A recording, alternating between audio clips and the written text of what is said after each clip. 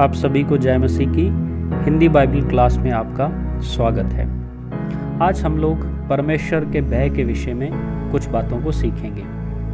प्रियो, जब हम वचन में पढ़ते हैं तो हमें बहुत सारी ऐसी वचन में आयतें मिलती हैं जो परमेश्वर के भय के बारे में बात करती हैं। उदाहरण के तौर पर व्यवस्था विवरण 13 अध्याय उसकी 4 आयत, तुम अपने परमेश्वर यहोवा के पीछे चलना और उसका भय मानना। पहला पत्रस 2 अध्याय उसकी 17 आयत, सबका आदर करो, भाइयों से प्रेम रखो, परमेश्वर से डरो। प्रेरितों के काम 9 अध्याय उसकी 31 आयत, वह अर्थात कलीसिया प्रभु के भय और पवित्र आत्मा की शांति में चलती और बढ़ती जाती थी। प्रेरितों के काम 10 अध्याय उसकी 2 आयत, वह भक्त था और अपने सारे घराने समेत परमेश्वर से डरता था। तो मेरे प्रियो, इस प्रकार से परमेश्वर के वचन के अंदर बहुत सारी ऐसी आयतें हैं जो परमेश्वर के भय के बारे में बात करती हैं। तो आज की इस कक्षा में हम लोग सीखेंगे कि परमेश्वर का भय क्या है। आमतौर पर जब हम भय शब्द को सुनते हैं तो हमारे अंदर एक नेगेटिव फीलिंग, एक नकारात्मक भावना जो है वो उत्पन्न होती है। लेकिन बाइबल जब इस शब्द का इस्तेमाल करती है तो इस फ्रेज का मतलब क्या है हम लोग आज सीखेंगे। मेरे प्रियो, परमेश्वर का भय परमेश्वर के डर को या उसके आतंक को नहीं दर्शाता है। परमेश्वर का भय जो है वो किसी और बात की ओर इशारा करता है। आज हम परमेश्वर के वचन से देखेंगे कि कौन सी ऐसी बातें हैं जो परमेश्वर के भय को बहुत ही अद्भुत रीति से उनका विवरण करती हैं। सबसे पहले परमेश्वर का भय क्या है? नंबर 1, बुराई से घृणा। परमेश्वर का भय अर्थात बुराई से घृणा। नीति वचन 8 अध्याय उसकी 13 आयत में लिखा है, यहोवा का भय मानना, बुराई से बैर रखना है।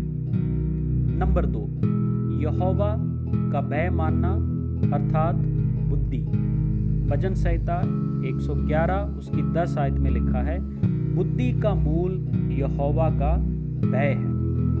नंबर 3, यहोवा का भय अर्थात ये एक खजाना है। नीति वचन 15 अध्याय उसकी 16 आयत में लिखा है, घबराहट के साथ बहुत रखे हुए धन से यहोवा के भय के साथ थोड़ा ही धन उत्तम है। नंबर 4, यह जीवन का सोता है। यहोवा का भय जीवन का सोता है। नीति वचन 14 अध्याय उसकी 27 आयत, यहोवा का भय मानना जीवन का सोता है। नंबर 5, परमेश्वर का भय पवित्र है।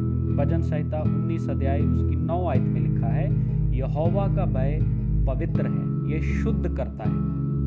नंबर 6, ये अनंत काल तक बना रहता है। भजन संहिता 19 और उसकी 9 आयत, यहोवा का भय अनंत काल तक स्थिर रहता है।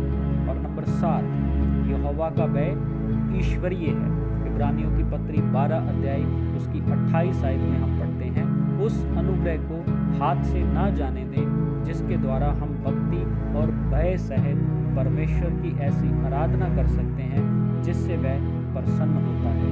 भक्ति और भय में अंतर है। तो मेरे प्रियो, ये आयतें हमें बताती हैं कि परमेश्वर का भय एक नकारात्मक भावना को नहीं दर्शाता है।